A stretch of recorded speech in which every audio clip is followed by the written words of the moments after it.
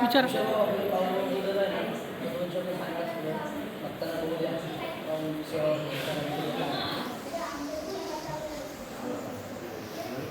बाळूमामा देव. बाळूमामा म्हणतं जगाचा मालक. बाळूमामा म्हटलं तर आपल्या सर्वांचा माता पिता. बाळूमामा म्हटलं तर आपल्या सर्वांचा जीव. कारण या देवाशिवाय ना कुठेही जावा तुम्ही, कुठंही गेलं तर तुमचं मन हलणार नाही. आणि या देवाशिवाय या देवाचं जेवढं सांगेल का नाही तेवढं तुम्हीच आहे.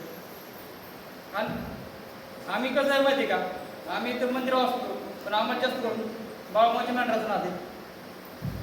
सकाळी उठायचं, पिली बाजायची, लहान मोठी पिली बाजायची, परत ती मेंढरं घेऊन चारायला न्यायचा, परत रानात न्यायची, मामांचा प्रसाद घ्यायचा, आरती करायची, परत संध्याकाळी मेंढरं घेऊन यायची, पिली बाजायची.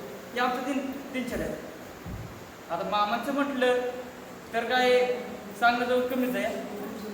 का मामा म्हणजे जगाचा बापच आहे.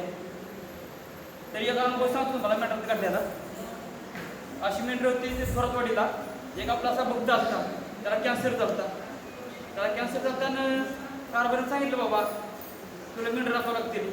तो म्हणला चालतंय चालतंय म्हटल्यावर मग आता डॉक्टरने जे विचारलं कॅन्सर आहे, जगणार नाही. आता शेवट त्यालाच काळजी किती केली तरी मग आला आपला सेवा केली 6 महिना सेवा केली. परत डॉक्टरकडे गेला, चेकिंग केलं तर कॅन्सर नाही, काय नाही. ही माझ्या मामाची महिमा. परत त्या मामाच्या तळाव मुकं बोलतं, आंधळं दिसतं आणि पांगळं चालतं. ही बाळूमामाची लिहिल्या.